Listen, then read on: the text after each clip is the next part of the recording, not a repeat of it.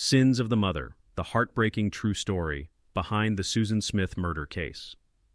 The night of October 25, 1994 began like any other in the quiet town of Union, South Carolina. Streetlights flickered over narrow roads and still neighborhoods, the kind of place where everyone knew everyone. But at 9:30 p.m., the serenity shattered. A young mother named Susan Smith appeared on a stranger's doorstep, screaming that someone had stolen her car with her two little boys still inside. Her voice cracked with panic as officers rushed to the scene. The story spread through police radios like wildfire: a carjacking at gunpoint, a mother thrown out of her own vehicle, and two children, Michael and Alex, abducted by an unknown man. By midnight, searchlights swept through the dark woods. The hum of helicopters echoed over the town. Officers combed through roads, ditches, and riverbanks while volunteers set up search grids. Television crews arrived the next morning, their lenses focused on the trembling young woman who stood before them, pleading for her children's safe return. For days, the nation was gripped. Susan's tearful interviews filled the screens of millions of American homes. Her pale face and hollow eyes became symbols of heartbreak. The town of Union, small, church-going, tight-knit, rallied behind her. Donations poured in. Volunteers walked miles through thick forests, calling the boys names. Candlelight vigils burned through the nights as parents hugged their own children tighter. But behind the sympathy, something didn't sit right. Detectives noticed inconsistencies in Susan's story. The road she described had no witnesses. The supposed carjacker's route didn't make sense. Forensic teams examined the scene but found no tire marks, no struggle, nothing. It was as if the car and the children had simply vanished into thin air. Sheriff Howard Wells ordered an in. Because somewhere, buried beneath her tears and lies, was a motive darker than anyone imagined. By sunrise, Union, South Carolina, was no longer the same town it had been the night before. The morning air carried the weight of betrayal. The same people who had held Susan Smith's trembling hands during prayer circles now couldn't bear to speak her name.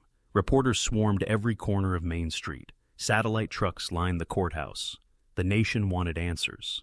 Inside the interrogation room, Susan sat motionless, her mascara smudged and her fingers interlocked. The story she had spun for 9 long days had finally collapsed. Her confession came out not in shouts, but in small, trembling sentences that hung heavy in the air. She had driven to the edge of John D. Long Lake, put her car in neutral, and let it roll into the dark water. She claimed she'd wanted to end her life, but changed her mind too late. Her children had been trapped inside. Investigators didn't believe it was an accident. They wanted to know what would push a mother to commit an act so unnatural, so unthinkable. As they pieced through her life, the cracks widened into canyons. Susan was only 23, a woman who grew up in a small, conservative town but carried deep emotional scars. Her father had taken his own life when she was a child, and her teenage years were marked by instability and loneliness. She'd married young to a man named David Smith, but their relationship was far from happy, marked by affairs, fights, and long separations. In the weeks before the murders, Susan had become infatuated with a wealthy local businessman. He was charming, older, and everything her life wasn't. But there was one problem: he didn't want a ready-made family. He wanted Susan, not her children. The night of the murders, Susan had received a letter from him, ending their relationship once and for all. His words were polite but final. He could not be a father to her boys.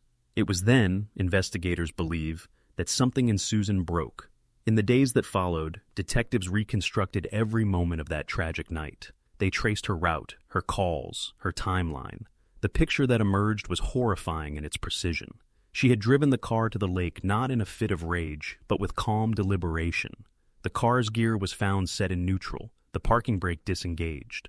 The medical examiner confirmed that both boys had been alive when the car entered the water. The nation recoiled. TV anchors struggled to keep composure as they read the details on air.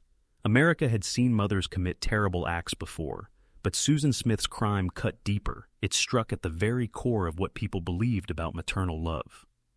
The trial preparations began almost immediately.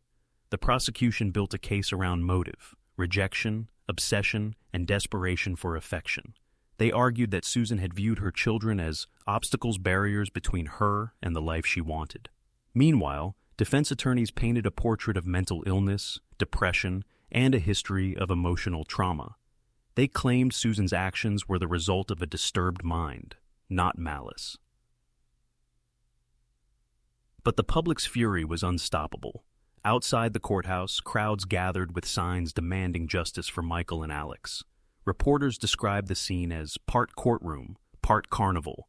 Every small-town whisper turned into a headline. Behind the scenes, detectives spoke of the eerie calm that came over Susan after her confession. One described it as though she had finally let go of a mask she'd been wearing for years. She cried, yes, but there was a detachment to her words, as if she were narrating someone else's story.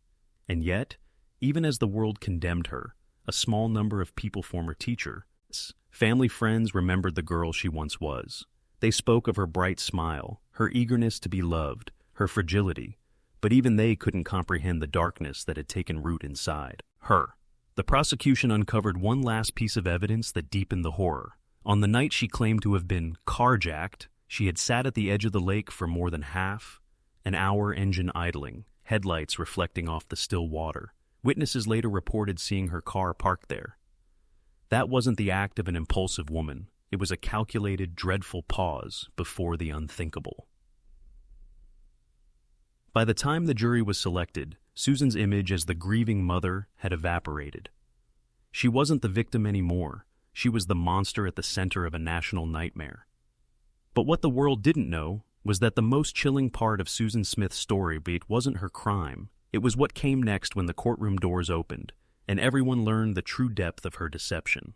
The courtroom in Union County was silent the morning Susan Smith walked in. The same woman who once stood before cameras begging for her children's return now faced the people she had deceived. Her head was bowed, her pale hands folded neatly in her lap. The sound of cameras clicking outside echoed faintly through the hallways, a reminder that the entire world was watching. Prosecutors wasted no time. They painted the scene with chilling precision. The calm night, the still water, the car slowly sinking beneath the surface. They spoke of the letters Susan had received from her lover, her growing despair, and the cruel decision that followed. Each detail struck like a hammer blow. Jurors averted their eyes as photographs were shown images that could never be unseen. The defense countered with a plea for mercy. They spoke of a young woman tormented by mental illness, abandoned, desperate, spiraling into a fog of hopelessness. Her attorney described her as a victim of her own fragile mind, but for many, sympathy had long since dried up. Witnesses took the stand one by one, HBOers, friends, investigators, even Susan's ex-husband, David Smith. His voice trembled as he described the moment he learned the truth. The jury sat stone-faced. Some wept silently. Outside, the crowd chanted for justice. Mothers held their children tighter. Fathers shook their heads in disbelief. Reporters from every major network lined the courthouse steps. Their cameras pointed at the door where history was unfolding. After weeks of testimony, the final day arrived. The jury deliberated for just 2.5 hours. When they returned, the air was so tense it felt heavy. Susan Smith was found guilty of 2 counts of murder. The courtroom didn't cheer. There was no satisfaction, only the cold reality of loss. 2 young lives had been stolen, and nothing could bring them back. When the judge read her sentence, life in prison with the possibility of parole after 30 years, Susan did not cry. She only nodded slowly, her expression unreadable. It was as if the weight of her actions had already crushed whatever emotion was left inside her. As guards led her away, the people of Union tried to move forward, but the shadow of that lake lingered over the town. The road leading to John D. Long Lake became a place of silence. Flowers appeared by the water every year, fresh roses, tiny toys, small handwritten notes that simply read, "For Michael and Alex." In the years that followed, Susan Smith's name became a grim reminder of the darkness that can live behind a mother's smile. She would later give interviews from prison calm, reflective, and at times disturbingly composed. But to the people of Union, she would always be the woman who had driven into the water and taken with her the innocence of an entire community. The case left an imprint far beyond South Carolina. It became a cautionary tale told in criminology classes, documentaries, and late-night discussions about the fragility of the human mind and the depths of emotional despair. Psychologists still debate what truly drove her, that night: rejection, mental illness, or an unspeakable selfishness masked as heartbreak. But one truth remains unshakable. Behind every headline, every televised plea, and every tearful confession lies a story of choices that cannot be undone. The lake remains quiet now.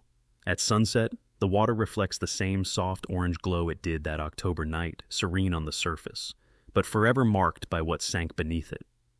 And for the people who remember, that silence is louder than any words. So, if this story has shaken you, remember sometimes the most terrifying monsters are not the ones hiding in the dark, but the ones we never think to fear.